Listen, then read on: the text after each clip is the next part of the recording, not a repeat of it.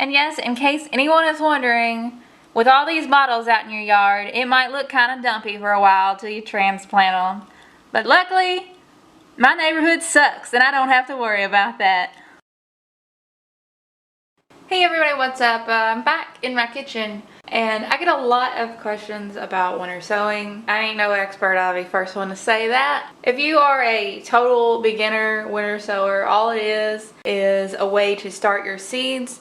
Now, I ain't got no grow lights, no greenhouse, no nothing really. I just don't have the money for it. It can be a big investment if you're gonna grow a lot of food. And anytime I've ever tried to grow something under lights, I've basically dried them out and cooked them.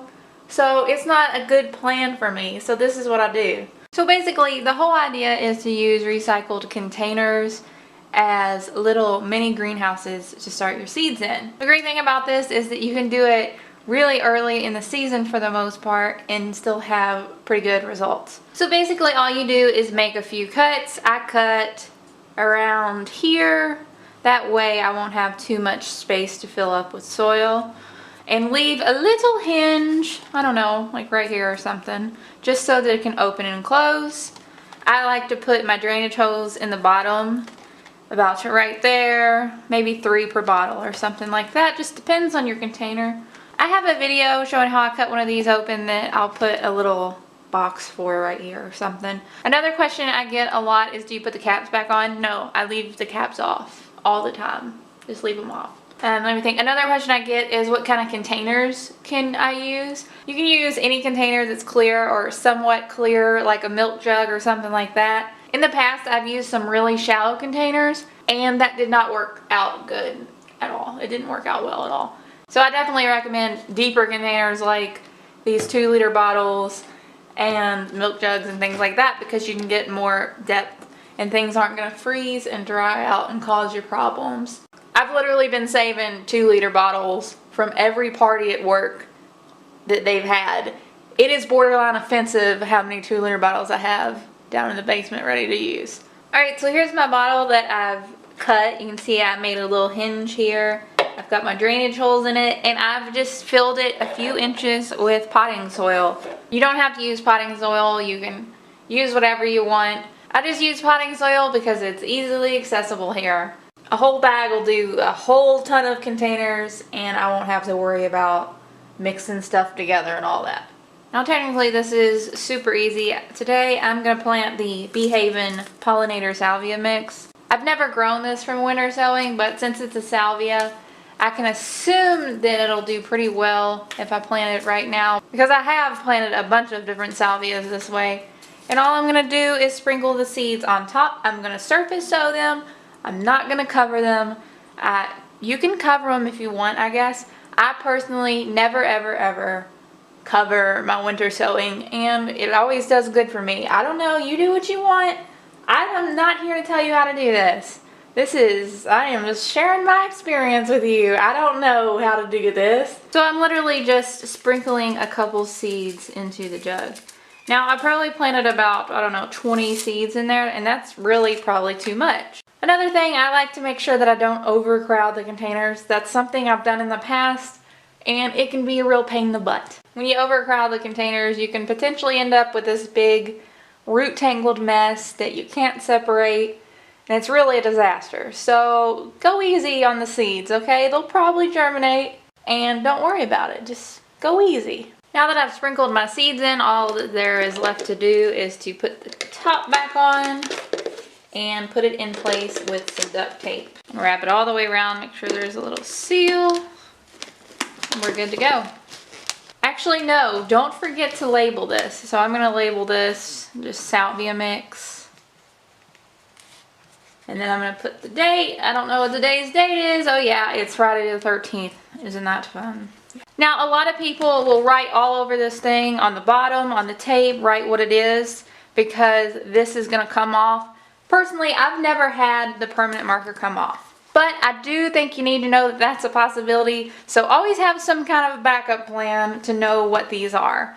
I'm not going to have a backup plan. I don't really care. If it comes off, it comes off. I'm not going to lose sleep over it.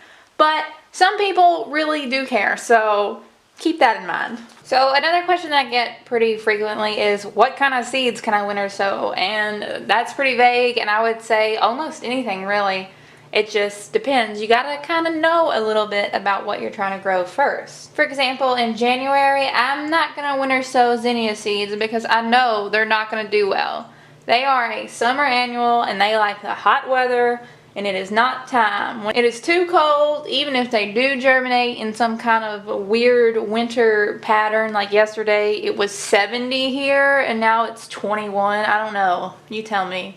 Things aren't going to work out so well if you have that germinated. However, if you plant something like bachelor's buttons, which are very cold hardy, now is the perfect time to do that because they don't mind the cold at all. I planted some in fall and they're still alive out there.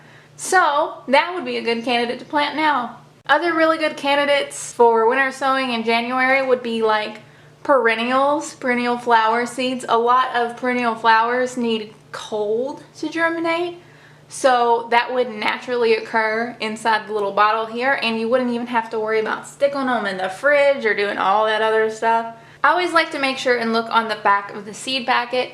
If I see that the packet says direct sow in fall in all but blah blah blah warmer regions or whatever it says, that's a good candidate, because if I'm direct sowing it in the fall, obviously the cold is a good thing. Needs cold stratification, that's one I want to use. Or if something self-sows in your garden, for example, my borage self-sows like crazy, and I planted some in the fall. Now, it did get killed off when it got down to like 4. I'm so sorry if you hear that. That's my dog tap dancing through the kitchen. But it's not my dog. I'm babysitting. And even though it didn't make it through the winter and got killed, I know that it's fine with some cool temperatures, and it'll be okay if I start it early, so I can start it early in my jugs. As to when do you actually start winter sowing, I always like to make sure to wait after December 21st. Even that seems a little bit soon for me. I definitely wait until I'm in like the second week of January, especially here in my zone. I think it's best to wait until your cold weather has kind of settled in, which I mean here, I don't know if that's even a thing.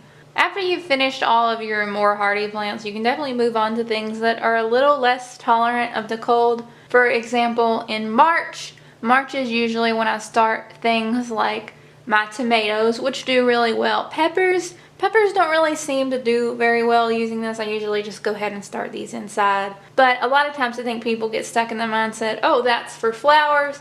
But no, you can grow tons of vegetables this way. I already have lettuce outside. My quinoa is outside. My quinoa has already germinated.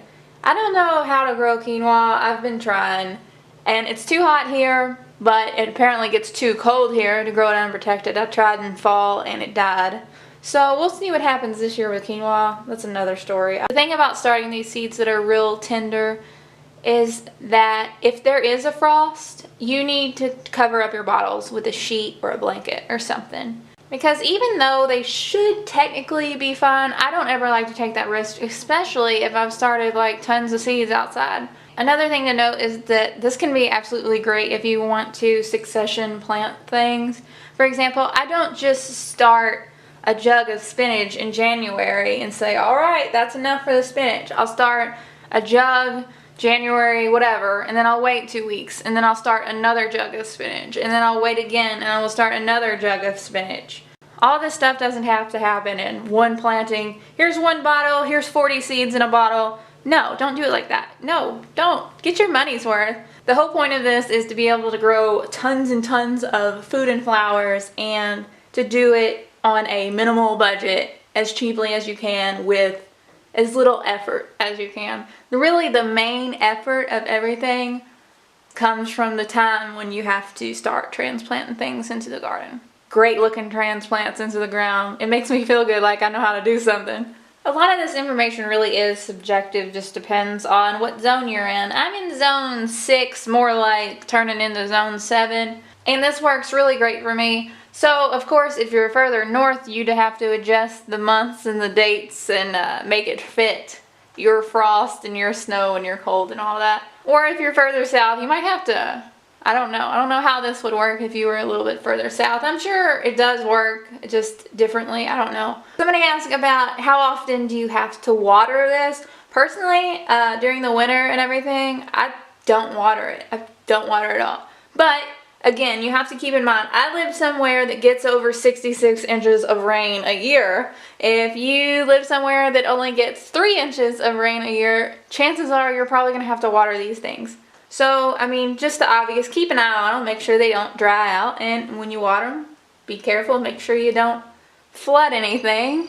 If I've got bottles out and it starts to snow, that's fine. Let them get snowed on. If it starts to rain, that's fine. Let them get rained on. Just make sure they don't blow over. It's that simple. I know if you've never done this before, you're kind of skeptical. You're like, really? You're going to tell me I can start seeds in January outside and they're going to be fine?